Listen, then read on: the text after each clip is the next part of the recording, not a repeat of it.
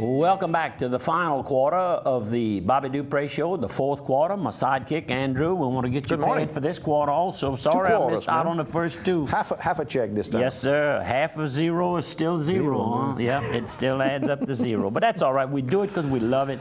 We love to visit with you at your home. We like to visit with you on the job. I'm sure the young man that let me take the picture of the Coors Light in that special wrap with the Saints wrap logos and everything on it. He's probably watching it from offshore. He was going offshore this morning. So tomorrow he'll be watching it online. So no matter where you are, you can get it on your internet facility, whatever you use, whether it's an iPhone or a computer. Naturally, the computer gives you a nice big picture. You can see or your iPad. Two nice-looking young men on that. Boy, we had some of those on the pictures. I didn't see. Yeah, they were not. They're not our picture I'm talking about. I wanted to mention when we talked about the boxing reunion that's coming up on the 20th of, and just want to remind you, try to come if you possibly can. I think you'll enjoy it.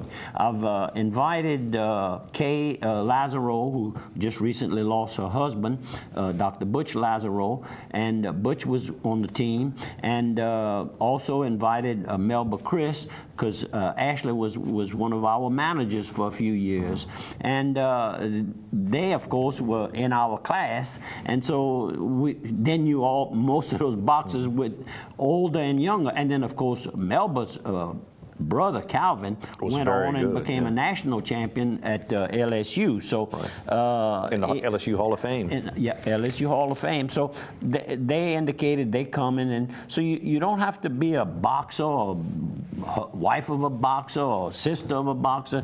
If you like boxing, please come. And Riley Fontenot was telling me that he had met Deidre, who used to be on the boxing commission. Gardy. That's where I met her, and he was very impressed. He said, that lady really is a nice lady and knows her boxing. I said, she had to leave her home country of Ireland because Ireland would not permit female boxing, professional boxing. So she had to move to Lafayette area, or chose to move there, and met up with Bo Williford and his family, and she's part of that family now. And by the way, Bo had a pretty serious heart attack over the weekend. Really? And I didn't hear anything today. I think it was yesterday I heard, yesterday morning, kind of early in the morning. He had been resting well and was showing signs of improvement. So it was rather serious. I see that shrink wrap van everywhere. I mean, he don't park it. Oh, no. Yeah, he'll have to park it for a little while. But they're very fortunate, the young boxers, like my little Brandon Orvie and Mamu, they all know and trust the ability of Deidre. So Deidre will just take over and just keep manage it till Bo is back in at it. So Riley, thank you for the, and he said she spoke nicely about me. That's a couple of people spoke nicely about me that I'm learning. They got a couple of people. I need to Some of them like you. I need to keep that name and look at it every now and then. The Woodman of the World Lodge 47. Don't forget, we're talking about boxers. Mr. Huey Bork, who was a boxer. They're having the Huey Bork Memorial Scholarship given at the Woodman. I hope Joyce comes to this function. Exactly. She had brothers that Willis and we just sent them a We sent everybody a reminder. $500 scholarships. They're going to award it on December the 5th. You have until November 24th to get it in. If you're a college student with between 30 and 90 hours, that's who needs to apply. Call Ken Thibodeau, 942-2736. And how about some more photos before we give up on the photos? We got this one of the Kalin building. And that's in downtown, right on the bluff there of the Mississippi River in Natchez. Kalin Petroleum has a huge building. That's just the back end, just a little small section, probably a 3-story building. They are listed on the New York Stock Exchange. So quite a lot of our friends in the oil industry in the Lafayette area, of course, are familiar with Kalin Petroleum, a very successful company.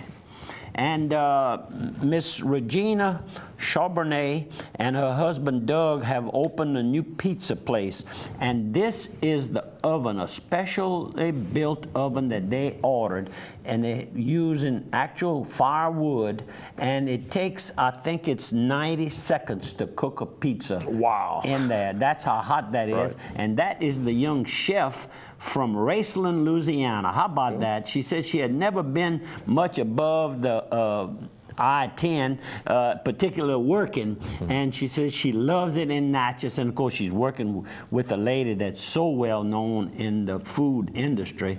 Regina has written some of the best-selling cookbooks. From the West Coast all the way to here? All the way to here, and of course her dad, Mr. J.P. Trosclair, was from Opelousas here, Joe Fred's cousin, almost like a daddy to Joe Fred, because Joe's daddy died right after little Jimmy was born. His brother Jimmy, Dr. Jimmy Gotcho.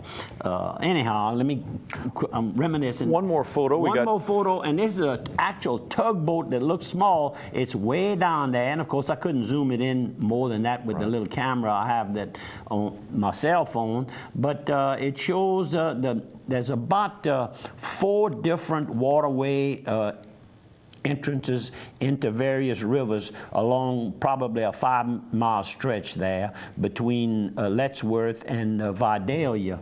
And that boat had just passed through the channel there where you raise the boat and lower the water and maneuver to get it across into the other waterway. You got it. That's all the photos I got. Ooh, Lordy. And this is the 4th quarter?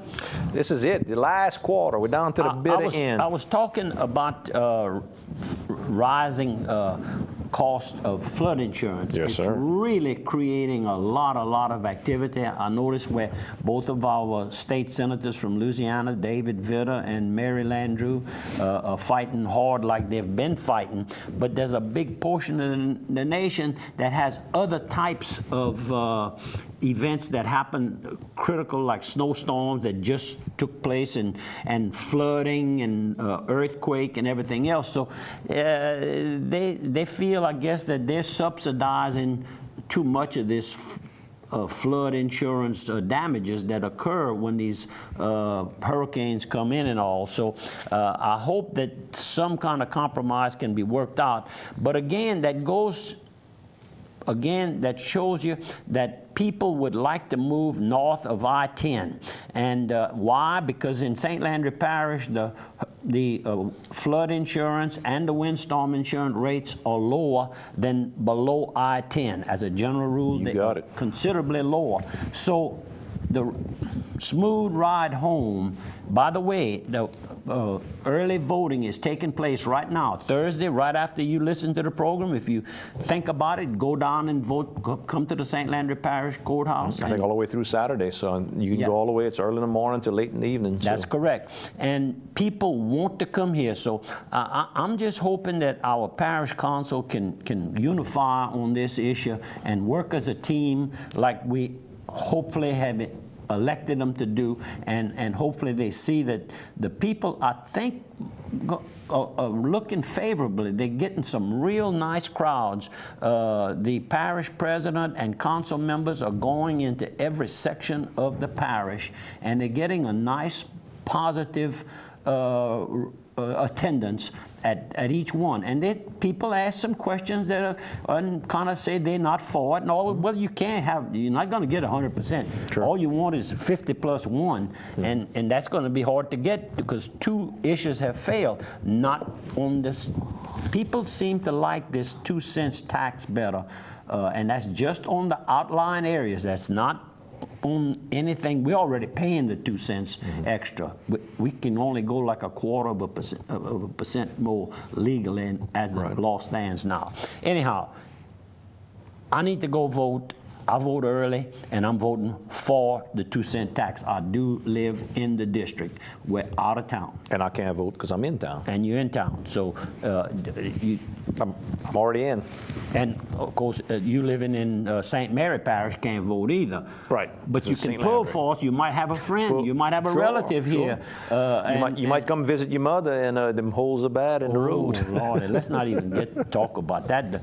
The sheriff, of course, He's got the most expense because he's got the most expense. he's got to travel those bad roads, and he's got to travel the whole parish. And he got to travel them kind of fast. You know, when you call And school buses. and school buses, and that I hadn't even thought Ambulances. about that. Ambulances, all of those, and the average citizen, he or she'll get to come in a clean car. They can wash their car. By the time they get to the real highway, Right. It's dirty again. And you had a good weekend with your football. I saw the Cajuns won. I saw the Tigers won. I saw the Saints won. You had a clean sweep. I know sometimes you talk about the foot. You got to watch any of the football? Yes, sir. I sure did. The Tigers, it took them the first half, but the second half they came on strong. What they scored 56 or 59 points, almost a record. They scored like 31 points in a row, and then Mississippi State scored 3. So I mean, when they finally got the defense to start tightening up.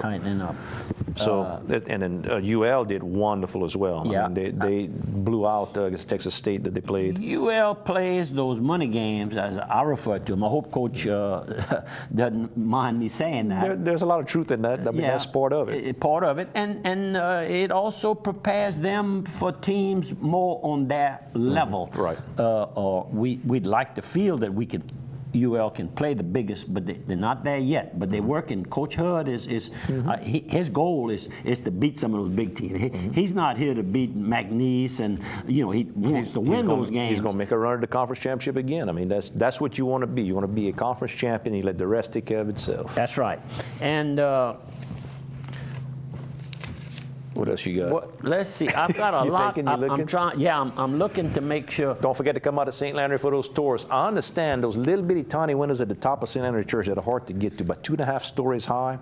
If you come to the tour, St. Landry Catholic Church tours, you're going to get up there so you can see those windows. I don't know if it's true, but I heard a rumor you're going to actually get to see those tiny windows at the top. No good. They must gonna have a lift. You never know what you're going to see at the tours. Football passion begins early. That's a good one. And that's a good picture. Flea fly football is going to be observed this year by Hunter Doucette, and of course that's the young son of Austin Doucette, Louis Doucette's grandson. So Louis played on a flea fly team, and Hunter and then Hunter's daddy, Bubba Doucette, played, and then Hunter played, and now little Hunter, I'm sorry, Austin played, and now Hunter will play. So what is that, 4 generations? That's 4, and then wasn't Lewis's father involved with it at some point as well? They didn't play football. They played football in those then. days? No, they played marbles back then.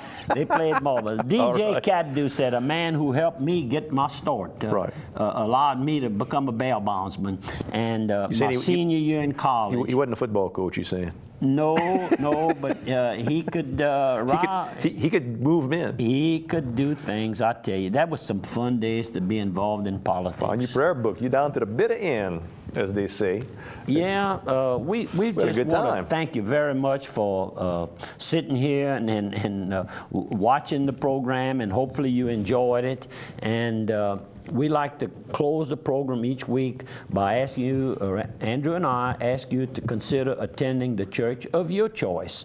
And we close with a prayer, thought. Most loving Father, comfort me when I need it, and give me strength when you see me suffering.